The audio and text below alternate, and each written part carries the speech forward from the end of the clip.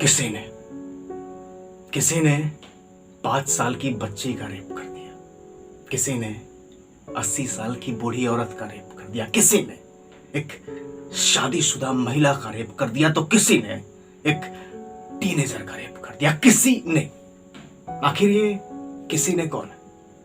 तो मैं आपको बता दूं, ये किसी ने और कोई नहीं बल्कि हम में और आप में से ही एक है। वो मैं हो सकता हूं, वो आप हो सकते हैं, वो कोई भी हो सकता है। अगर किसी लड़के के पास 2 गर्लफ्रेंड है या फिर वो 4 लड़कियों से बात करता है तो वो लड़का एक हीरो है, स्टड है, एक प्ले बॉय है।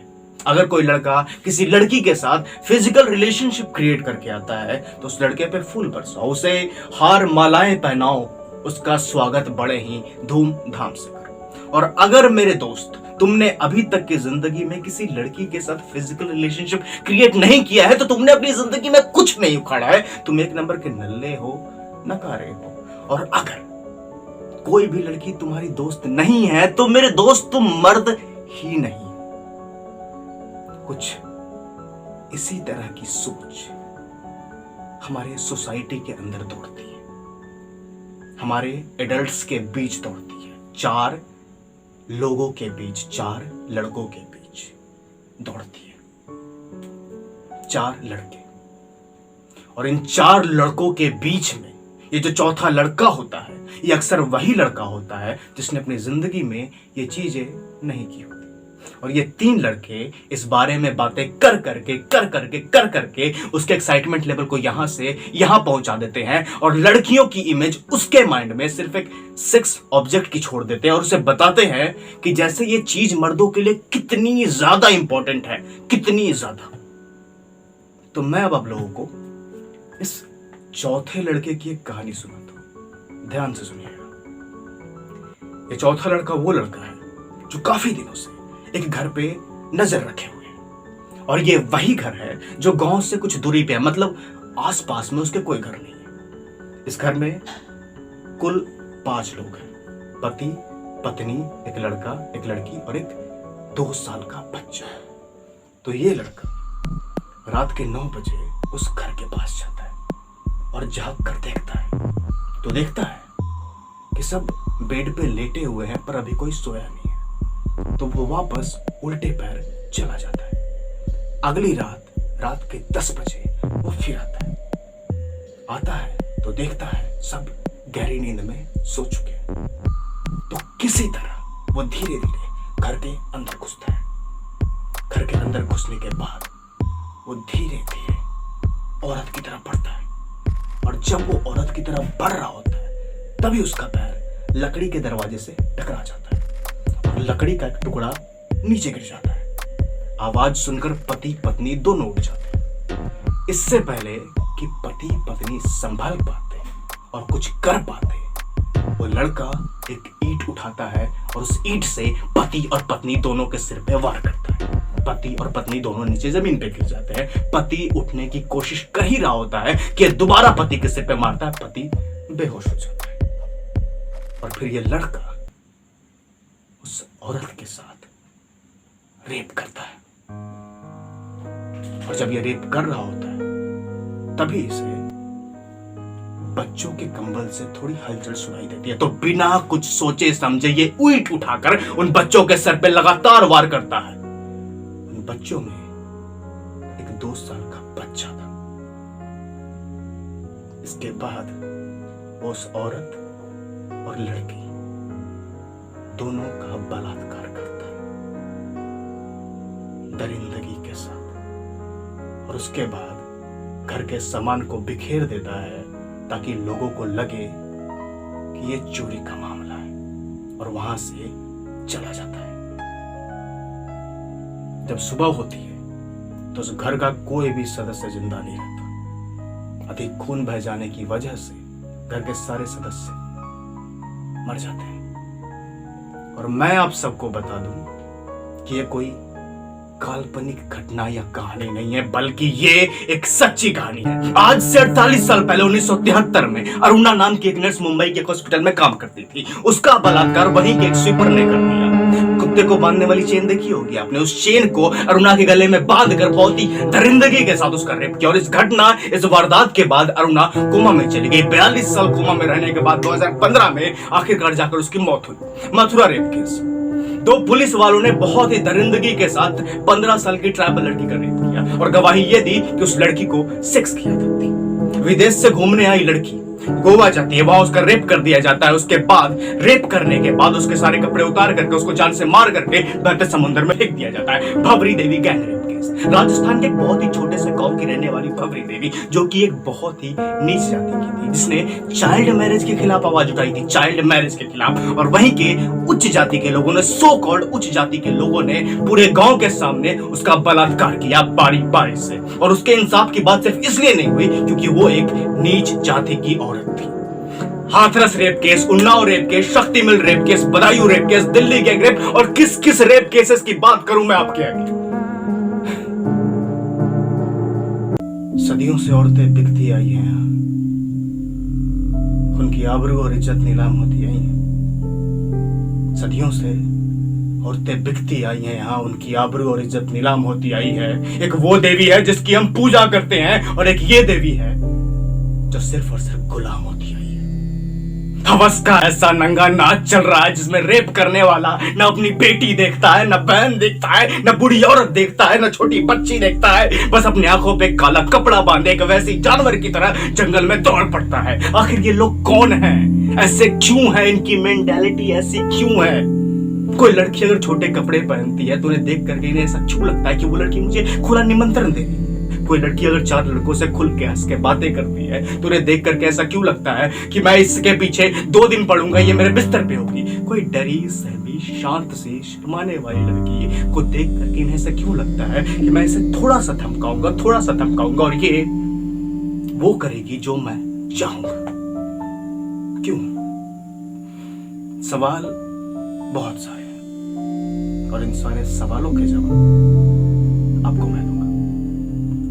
एक रिसर्च के दौरान ये पाया गया कि कुछ चीजें ऐसी होती हैं जो हर रेपिस्ट में कॉमन होती है, हर रेपिस्ट में। और वो पहली चीज जो हर रेपिस्ट में कॉमन होती है वो होती है लैक ऑफ एम्पैथी, जिसका मतलब ये होता है कि ये जो रेपिस्ट होते हैं इन्हें रेप कोई बड़ी बात ही नहीं लगती। क्यों? क्योंकि इन्हें पता ही नहीं होता कि आखिरकार सामने वाले पे क्या बीतेगी, सामने वाला क्या दर्द से गुजरेगा। इन्हें इस बात का गिल्ट ही नहीं होता कि इन्होंने रेप कर दिया है। इन्हें रेप कोई पाप नहीं लगता, कोई गुनाह नहीं लगता। कोई भी इंसान रेपिस्ट नहीं होता, उसकी सोच रेपिस्ट होती है। आप भी इस बात को मानते होंगे। यहाँ पे जो पूरा खेल है वो सोच का है। दूसरी चीज जो हर रेपिस्ट में कॉमन होती है वो होती है इन्हें ऐसा लगता है कि मर्द हमेशा डोमिनेटिंग होते हैं और औरत सिर्फ इसलिए पैदा हुई है ताकि वो मर्दों के नीचे रह सके। और मैं एक मर्द हूं इसलिए मैं जो चाहूंगा वो उससे करवा सकता हूं। और मेरा यकीन मानिए ये वही लोग हैं जो शादी के बाद अपनी बीवी की मर्जी जाने बगैर उस पर टूट पड़ते हैं। और अगर वो मना करती है तो उसे मारते हैं, पीटते हैं, घर से निकाल देते हैं। और कभी कभी तो मामले उससे भी कहीं ज्यादा ऊपर बढ़ जाते हैं, जो कि एक रेप ही है।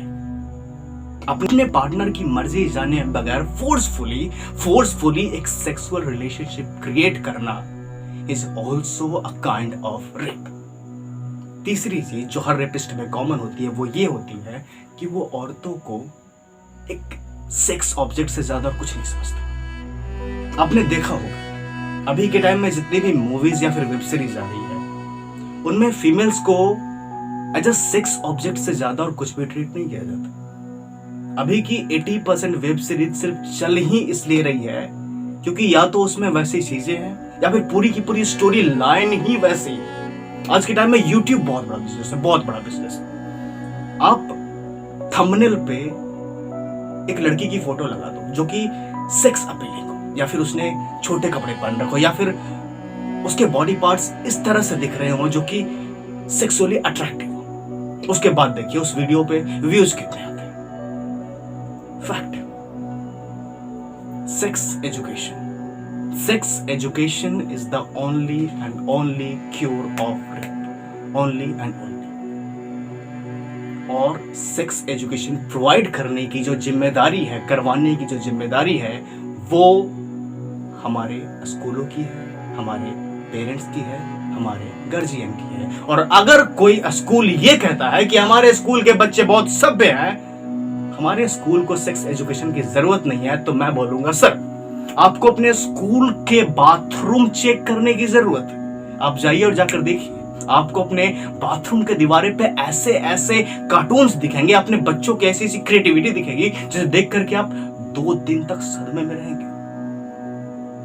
और अगर कोई पेरेंट्स ये कहता है कि ये सब बहुत गंदी चीजें होती हैं, मैं इन बारों में बात नहीं करूंगा या नहीं करूंगी, अपने बच्चों को नहीं बताऊंगा या नहीं बताऊंगी, तो मैं उनको ये बोलना चाहता हूं कि आपका बेटा सेक्स एजुकेशन गेन करेगा, डेफिनेटली करेगा, पर वो 100% गलत होगा, इसकी 100% गारंटी मैं देता हूं। क्योंकि आज का जो वक्त है वो टेक्नोलॉजी का जमाना है। वो वीडियोस देखेगा, पॉर्न देखेगा, जहां फीमेल्स को only and only as a sex object ही ट्रीट किया जाता है। फिर उसके बारे में वो 4 लड़कों से जाके बातें करेगा और फिर अपने माइंड में ना जाने क्या क्या मिसकंसेप्शन क्रिएट करेगा।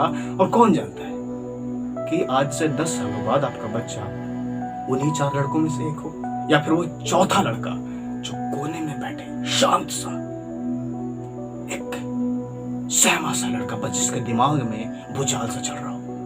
कौन जानता।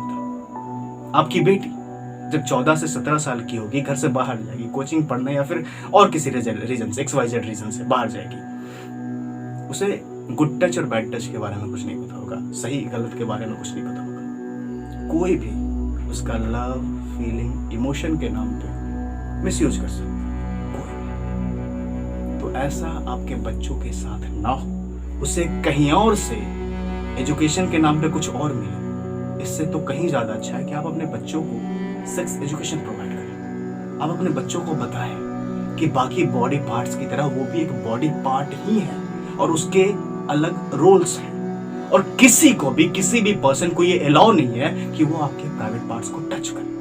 आप अपने बेटे को ये बताएं कि लड़कियों की, फीमेल्स की इज्जत करनी चाहिए, और साथ साथ ये भी बताएं कि क्यों करनी चाहिए। आपकी बेटी जब आपसे पूछती है कि मम्मा मेरी बॉडी में कुछ अलग अलग सा हो रहा है, मैं पीरियड्स की बात कर रहा हूं, तो आप उस वक्त सिर्फ इतना बोल के छोड़ देती हो कि बेटा ये एज ऐसा है, ऐसा होता है। आपने इसके पीछे के साइंटिफिक रीजंस के बारे में उसे कुछ नहीं पता है। क्यों नहीं पता है? उसे बताएं, और साथ साथ अपने बेटे को भी बताएं, ताकि वो समझ सके, औरतों की इज्जत कर सके, लड़कियों की इज्जत कर सके। एंड मोस्ट इंपॉर्टेंट, जो पीरियड्स के नाम पे इतना मिथ फैला हुआ है हर जगह कि लड़कियां पीरियड्स में होते वक्त पूजा नहीं कर सकती, खाना नहीं बना सकती, पैड्स को पब्लिकली कैरी नहीं कर सकती, वो मिथ ना फैले। प्लीज अपने बच्चों को जितनी अच्छी तरह से आप संस्कार देंगे, जितनी अच्छी तरह से आप पालन पोषण करेंगे, उतना अच्छा। और मेरी बात मानिए, इन फ्यूचर वो चाहे कुछ भी ना बने, पर वो रेपिस्ट नहीं बनेंगे, कभी नहीं बनेंगे। उम्मीद करता हूं आप लोगों को मेरी बातें समझ में आ रही होगी। और अब मैं एक ऐसे पॉइंट पे बात करना चाहता हूं जो कि बहुत ही ज्यादा इंपॉर्टेंट है, शायद उसके बारे में लोग नहीं जानते होंगे। हमारे देश के 90% घरों की लड़कियां रात के 9 बजे के बाद घर से बाहर नहीं निकलती। क्यों? क्योंकि उन्हें ऐसा लगता है कि अगर वो घर से बाहर निकलेगी तो सड़कों पे 4 स्ट्रेंजर्स खड़े होंगे और उसका रेप कर देंगे, ऐसा ही लगता है। तो मैं आपको बता देना चाहता हूँ कि हमारा इंडिया इतना भी बुरा नहीं है जितना आप समझती हैं, या फिर यहाँ के लोग भी इतने बुरे नहीं हैं जितना आप समझती हैं। तो मेरी बातों को ध्यान से सुने, और वो लड़कियां खासकर मेरी बातों को ध्यान से सुने जो न्यूज पे रेप केस का डाटा रिकॉर्ड देख करके ये जोर से चिल्ला के बोलती है ऑल मेन आर रेपिस्ट। सुने मेरी बातों को। तो हमारे देश की जो actual and real rape case data record है, एक्चुअल एंड रियल, वो बाकी देशों के रेप केस डाटा रिकॉर्ड के मुकाबले एवरेज। अब आप पूछेंगे कैसे?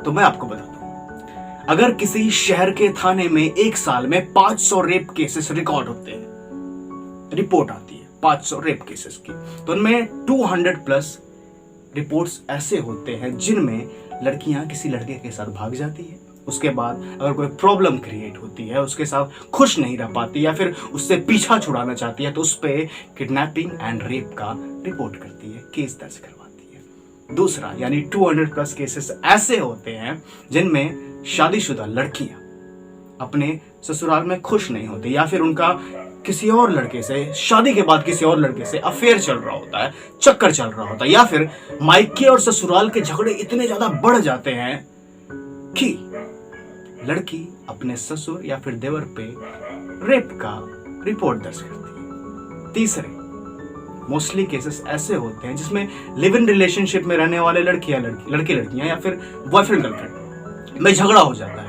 और झगड़ा इतना ज्यादा हो जाता है कि बात ईगो पे आ जाती है और लड़की सो कॉल्ड फेमिनिज्म कार्ड खेल के, गर्ल कार्ड खेल के, मैं तुम्हें बर्बाद कर दूंगी ये वाली लाइन बोल के उस पे रेप का केस कर देती है। और कुछ रेप केसेस जो रियल होते हैं वो एक घर के अंदर, घर के फैमिली मेंबर के द्वारा ही किए जाते हैं। तो इसके बाद जो रेप केसेस बचते हैं, जो स्ट्रेंजर्स के द्वारा किए जाते हैं, वो इक्का दुक्का ही होते हैं। तो मैं बेसिकली ये बोलना चाहता हूँ आप लड़कियों को कि प्लीज़, अगर आप कोई नाइट जॉब लेना चाहती हैं, किसी काम से रात को बाहर निकलना चाहती हैं, तो प्लीज़ निकलें, प्लीज़ निकलें। आप जब तक कमज़ोर बनी रहेंगी तब तक लोग आपको कमज़ोर समझते रहेंगे। आपको मजबूत बनना होगा, आपको ये दिखाना होगा कि आपको आगे बढ़ने के लिए किसी मर्द के सहारे की ज़रूरत नहीं है। आप एक इंडिविजुअल हो और आपकी खुद की एक आइडेंटिटी है। आप बाहर निकले विद फुल सेफ्टी निकले, पर निकले, खासकर बड़े शहरों की लड़कियां ज़रूर निकले। और एंड में मैं इस वीडियो को एंड करने से पहले कुछ बातें कहना चाहूँगा। तो लड़के जो मुझे सुन रहे हैं वो मेरी बात को सुने।